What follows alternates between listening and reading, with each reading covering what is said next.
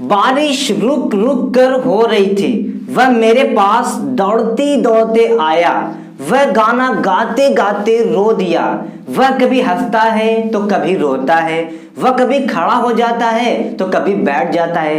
दोस्तों, इस तरह का सेंटेंस अक्सर आप लोग अपनी लाइफ में बोलते होंगे, लेकिन जब इन्हीं सेंटेंस को इंग्लिश में बोलना होता है, इंग्लिश में ट्रांसलेट करना होता है, तो बहुत सारे लोग इन्हें इंग्लिश में ट्रांसलेट नहीं कर पाते। लेकिन डोंट वरी गाइस, आज के इस वीडियो में मैं आपको सिखाऊंगा कि इस तरह के सेंटेंसेस को, जहां पर आप बोलते हैं कि रुक रुक कर, दौड़ते दौड़ते, गाते गाते, कभी हंसना कभी रोना, सट सट कर, नहीं कहते कि वे लोग सट सट कर खड़े थे।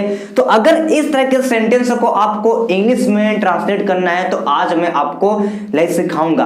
तो आप इस वीडियो को बिल्कुल ध्यान से देखते जाइए, मैं आपको एक एक पॉइंट बताऊंगा कि कैसे इन्हें इंग्लिश में ट्रांसलेट किया जाता है। तो चलिए विदाउट वेस्ट टाइम आज की क्लास को शुरू करते हैं।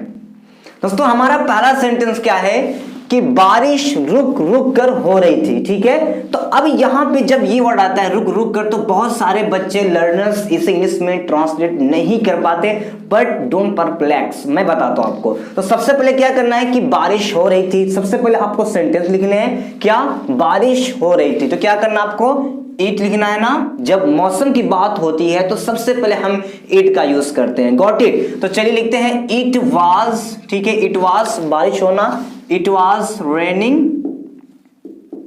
इट वाज रेनिंग हो गया, बारिश हो रही थी। अब कैसे हो रही थी, रुक रुक कर हो रही थी। तो गाइस देखिए, रुक रुक कर होने के लिए एक वर्ड आता है इंग्लिश में, इंटरमिटेंटली। देखिए जैसे मैं यहां पे लिख रहा हूं कि इंटरमिटेंटली,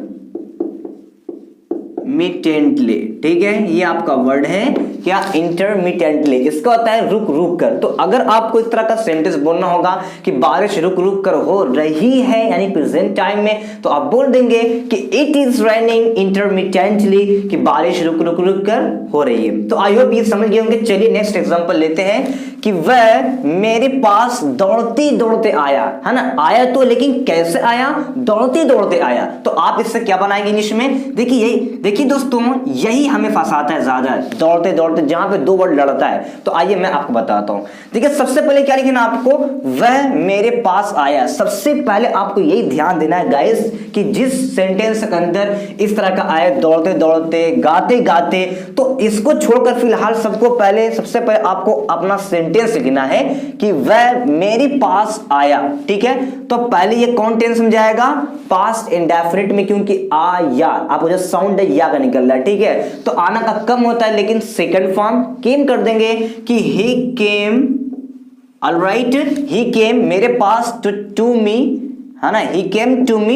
और कैसे आया, दौड़ते दौड़ते। तो अब देखिए यहाँ पे मेन पॉइंट है, देखिए जब दौड़ते दौड़ते आ जाएगा, गाते गाते आ जाएगा, तो उस वर्ब में बहुत ध्यान सुनिए, जब किसी सेंटेंस के अंदर दो वर्ड लड़ जाएगा, दौड़ते दौड़ते, गाते गाते, तो उस वर्ड में, यानी उस वर्ब में हम आईएनजी ऐड कर देते हैं। समझ में आ गया। तो अब यहाँ पे दौड़ना क्या होता है, रन, लेकिन मैं क्या कर दूंगा, रनिंग कर दूंगा। तो ये आपका सेंटेंस बन जाएगा कि he came to me, वह मेरे पास आया दौड़ते दौड़ते, तो क्या बना, रनिंग बन गया। एक और एग्जांपल लीजिए, वह गाना गाते गाते रो दिया। तो पहले रोना का he wept, he wept कर दिया।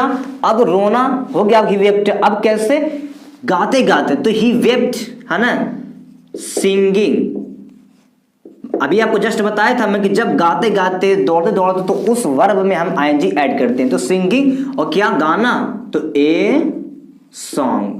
तो बन गया आपका ही वेप्ट, रो दिया, गाते गाते, सिंगिंग इज सॉन्ग, यानी गाना। Got it. चलिए एग्जांपल और लेते हैं। हमारा नेक्स्ट एग्जांपल है, वह कभी हंसता है तो कभी रोता है। ये तो वाकई में आप बहुत सेंटेंस बोल देंगे। वह कभी खड़ा हो जाता है तो कभी बैठ जाता है, कुछ समझ में नहीं आता क्या चल रहा है। ठीक है, तो आइए बताता हूं आपको।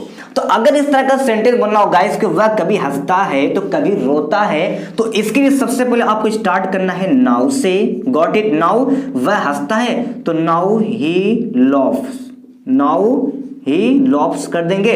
अब फिर तो कभी रोता है तो फिर कर देंगे now he weeps, now he weeps, यानी कभी हंसना कभी रोना के लिए मैंने एक वर्ड यूज किया है नाउ, तो वही आप दिखाएंगे। जैसे मैं कह दूं वह कभी बैठता है तो कभी खड़ा हो जाता है, तो आप बोल देंगे now he sits, now he stands. ठीक है, तो ऐसा बहुत सारे सेंटेंस है, आप अपने माइंड से बनाकर बोल सकते हैं। आइए नेक्स्ट एग्जांपल लेते हैं। नेक्स्ट एग्जांपल है कि वे लोग सट सट कर खड़े हुए हैं। ये तो वाकई में आप बोलते होंगे कहीं भी, लाइक जब लाइन में यार वे लोग बैंक में सट सट लोग खड़े हुए हैं, खड़े हुए थे, ऐसा। ठीक है, तो सबसे पहले मैं क्या करूंगा, वे लोग की इंग्लिश लिखूंगा दे, गॉट इट। अब खड़े हुए हैं सो दे आर स्टैंडिंग, क्या होगा, दे आर स्टैंडिंग। और कैसे, सट सट कर, तो इसका होता है क्लोजली, क्या होता है, क्लोजली। तो गाइस इस तरह से आप बहुत सारे सेंटेंसेस बनाकर बोल सकते हैं। आई होप ये वीडियो आपको अच्छा लगा होगा। तो अब आपकी बारी है, नाउ इट्स योर टर्न। मैं आपके लिए एक सेंटेंस देता हूं और उसी सेंटेंस को आप मुझे बताएंगे कमेंट में, कि देख सकूं मैं आपको थोड़ा जज कर सकूं कि आपने इस वीडियो से क्या समझा और क्या सीखा है। सो आपका सेंटेंस है कि मैं लेटे लेटे सो गया। नहीं, आप बोलते हैं कि मैं चटाई पर लेटे लेटे सो गया। तो इस सेंटेंस को आपको कमेंट में लिख कर बताना है ताकि मैं जान सकूं। सो आई होप ये वीडियो आपको अच्छा लगा होगा। अगर वीडियो अच्छा लगा तो लाइक तो बनता है ताकि हमारी मेहनत का फल मिल सके, और वीडियो को शेयर कीजिए ताकि और लोग भी इस तरह की हिंदी को इंग्लिश में बनाना सीख जाए। तो चलिए फिर दोस्तों मिलते हैं एक नए लेसन के साथ, तब तक के लिए bye bye, take care, have a nice day.